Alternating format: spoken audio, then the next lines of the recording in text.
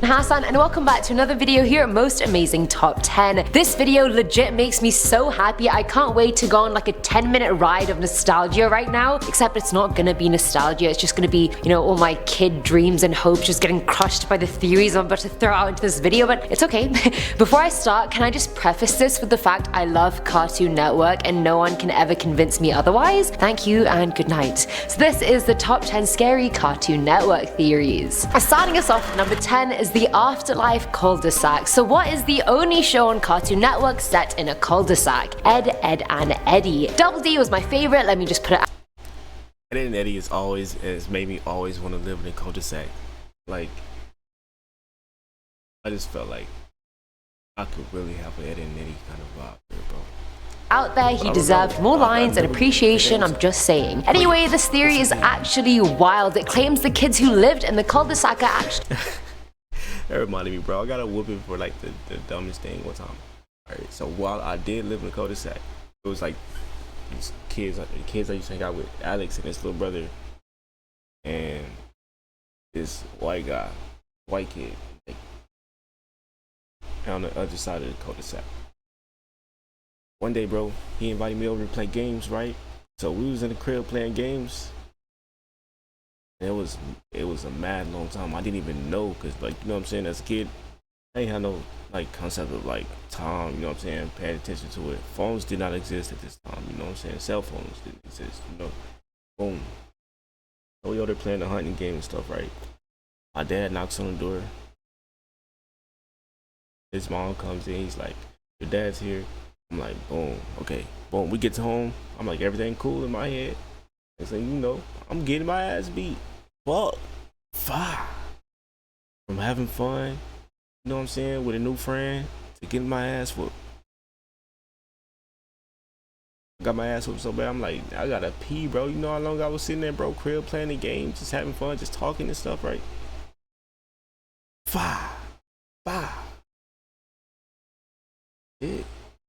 Chill, calm down. All dead, and the neighborhood is some kind of afterlife / purgatory. Since all the kids are different ages, they all died between 1900 and 2000, but because they all died in the cul-de-sac, they all stayed there. Think about it, the show has no other kids, no parents, just the kids we see, and even they are a bit... They do have parents, right? I'm pretty sure we've seen Ed's parents. Weird. I mean, they all look a bit sickly. Like, they take his stairs away. They all have blue tongues, which like, hello, corpse tongues. Okay, say if we had to analyze the kids, Rolf is farm obsessed and tends to his animals, so he probably died in the early 1900s. Ed and Sarah from the 50s because Sarah is controlling as hell and Ed is a dumbass who simply thrives on comics, which were very popular at the time. Naz is a 60s or 70s child, obviously she's carefree, a bit of a flirt, you get the gist. And Kevin was a 90s kid because he's a bully, he rides his bike as an escape, and his dad was most likely controlling and abusive, which is why in the afterlife he imagines his dad showering him with a lot of gifts. Now I'm not saying this is a foolproof theory, but I'm also not saying that. Coming in at number 9 are the post-apocalyptic Flintstones Part 1. Again, one of my favorite shows. I even saw the old live action remake and loved it. Have yet to go as Betty for Halloween, but soon come, I promise. Anyway, based off the show, you'd assume Bedrock was situated in the Stone Age. I mean, why wouldn't you? They're called the Flintstones, they live in bedrock, this is basically Stone Age propaganda. Either way, this theory claims they actually live in a post-apocalyptic society. Now think about it, the show is basically based on the modern West. They reference technology, religion, culture all the time. Stone Age people didn't have any of that. The theory goes on to say after many nuclear disasters, the entirety of Western civilization collapsed, and so the generations after them recovered just enough to create a society based on what they remembered. At number 8, we have the post-apocalyptic Flintstones Part 2. I love when the theories are so juicy they need a part 2. I'm just sat there like, yes girl, yes! Anyways, this sub-theory features the crossover we all died for. The Jetsons meet the Flintstones. I wanted to be in the Jetsons so bad. When I watched it when I was young, I literally thought by now... The good thing is, we literally have flying cars now. Like by 2019, we'd be living in a world like that, yet we still even have like flying cars or houses. This is shocking. Well, I've been fed lies. This is a betrayal. Either way, moving swiftly on before I get further triggered. There's only one reason we don't have this stuff, like, massively available. That's because the government only cares about military stuff. Seriously, like, imagine if the government spent like everything they spent on the military towards like technological advancements or civilization. The theory goes on to say the Flintstones and the Jetsons actually lived in the same world at the same time. In this post-apocalyptic society they live in, we became so There's no freaking way, bro.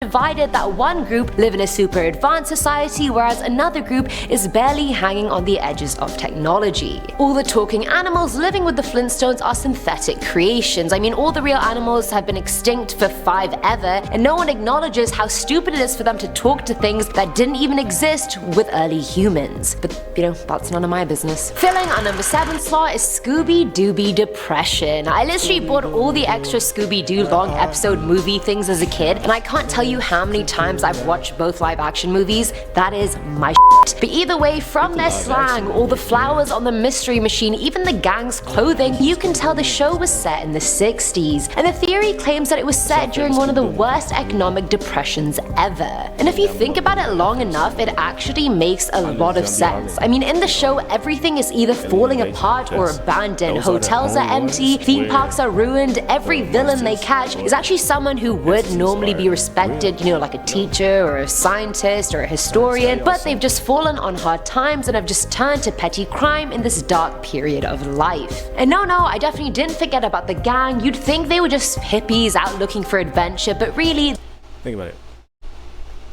In Scooby-Doo Alien Invasion, the government were pretending to be aliens and abducting people, while the real aliens were trying to help the civilians. And that's actually how it really is sometimes. They're like in their late teens, like, early... if you look into a lot of this stuff, you study people in the CIA, like, it's some CIA dude interview that I watched, I forgot his name, John Ramirez. I think his name was John Ramirez. He was like, we were following people with like alien DNA that used to get abducted by aliens and have pregnancies and all kind of stuff. Look into it. 20s, not interested in getting proper jobs. They move around all the time because there are no jobs available. I'm not interested in getting a proper job. I'm not gonna lie to you. I can't. I've tried for so long. It's just like, yo. No matter where they go, they wear the same clothes every day. Do they shower? No one really knows for sure. Do they pay for petrol? I don't know. In conclusion, they're unemployed hobos that accept petrol and food for helping those around them. Knife in my heart, dagger in my chest. Now at number 6 is the Rugrats affair. Now this was a cute show, I'm not gonna lie. It wasn't my favorite because I thought I was just too grown up for that baby stuff, but it did the job. According to this theory, which I'm sure many of you have heard before, most of the babies on the show aren't real apparently. They're all figments of Angelica's imagination since she actually has no friends. That sounded really savage, I didn't mean it like that. Angelica, you're a lovely girl. She makes up these friends to make up for the fact her parents are too busy working to make time for her. Angelica bases all her friends on the dead children of her parents' friends. I don't know how believable that bit was, but we carry on anyway. Tommy was stillborn, which explains why Stu is always... These theories make no sense. In the Paris movie, they went to Paris where Chucky dad found his real wife, right? And they had a real kid. The Thornberry collab. Spike literally was finna fight a leopard to protect my boy Tommy and deal. Can't forget these things, man. In the basement making toys. Chucky died with his mum, which explains why Chaz is a nervous wreck 24/7, and Phil and Lil were actually aborted or their parents suffered. Are y'all forgetting this man pulled a whole Paris baddie? A whole French baddie? Off his nerd looks. Don't play with my boy. A miscarriage. So because Angelica didn't know the baby's gender, she just created twins. What do you guys think? Viable or Coming in at number 5 is Courage the Cowardly Delusion. Now this was my least favorite show on the channel and I never wanted to watch it. Who makes a kids show that creepy and dark? I don't get it. Courage was definitely its own niche, and this theory claims Courage was actually Cerberus the Hellhound. Think about it, his only goal in every episode is to protect Muriel and Eustace and the house in the middle of nowhere. Their house is legit in the middle of a barren hellhole, so Courage, aka Cerberus, always stays in hell, which is nowhere, to protect mankind, aka Muriel, from the underworld, which is characterized by all the villains he meets. LeQuack representing greed, Cats representing hate, and etc. And if you're wondering where that leaves Eustace, he's Hades and he rules over and hates everything in hell. And honestly, I can totally see this theory being true. You guys, I wouldn't even bat an eyelid, I wouldn't even be surprised. At number 4 is Inspector Gadget versus Inspector Gadget. I only remember watching this show while Inspector Gadget was on Cartoon Network.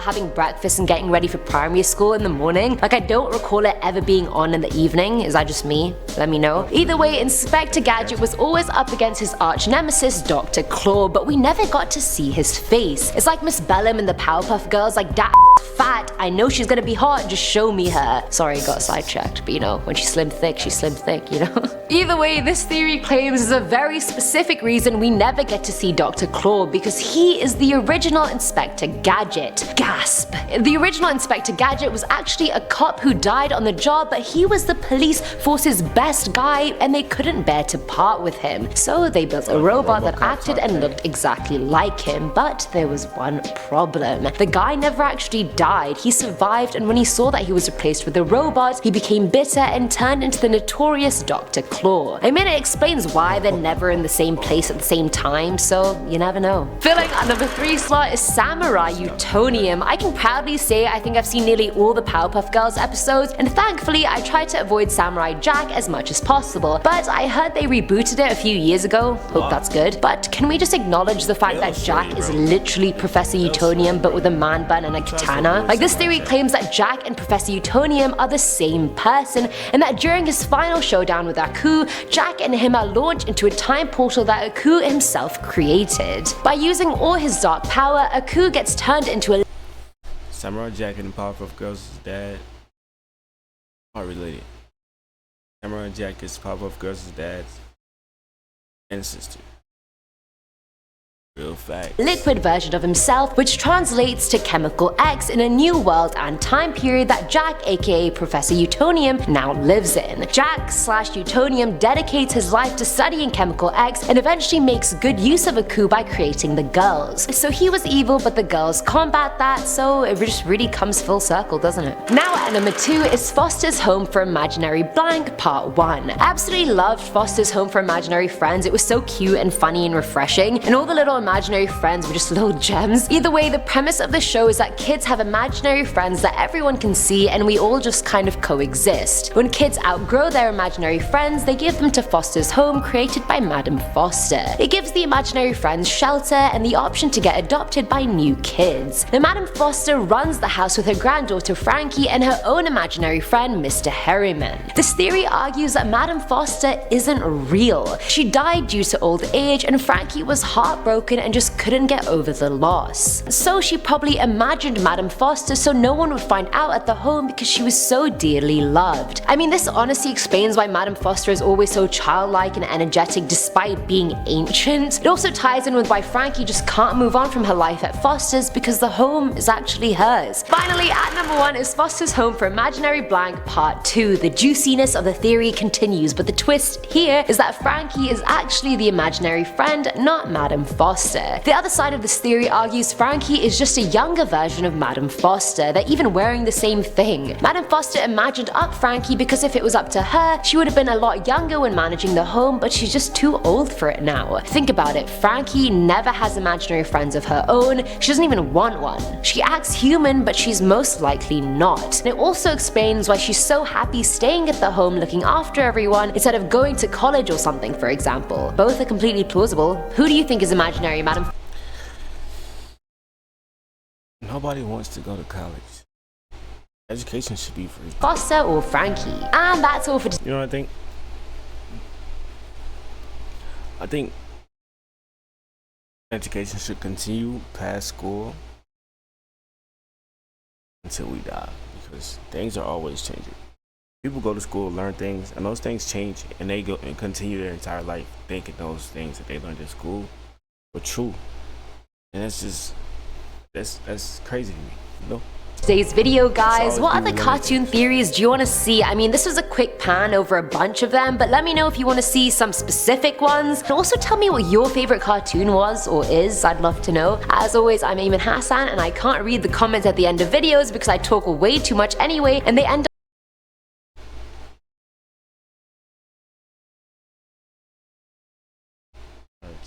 I want a game real quick. Quick little game. Like Warzone or something.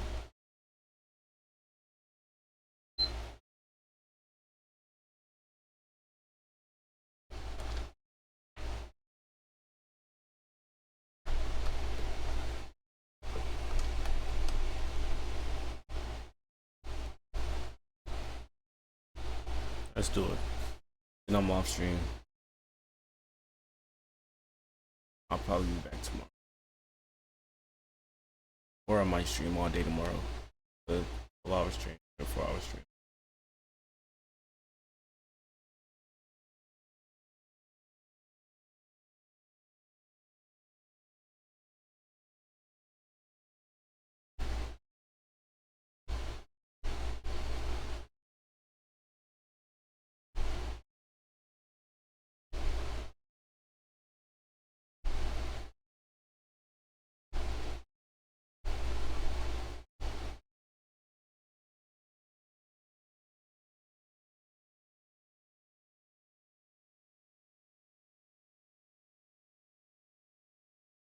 I just had a flop here, bro.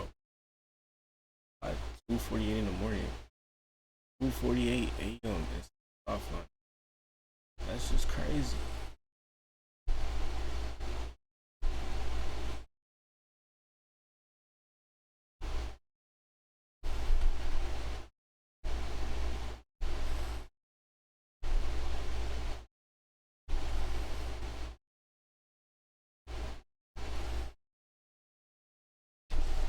I think I'll have to like close my OBS.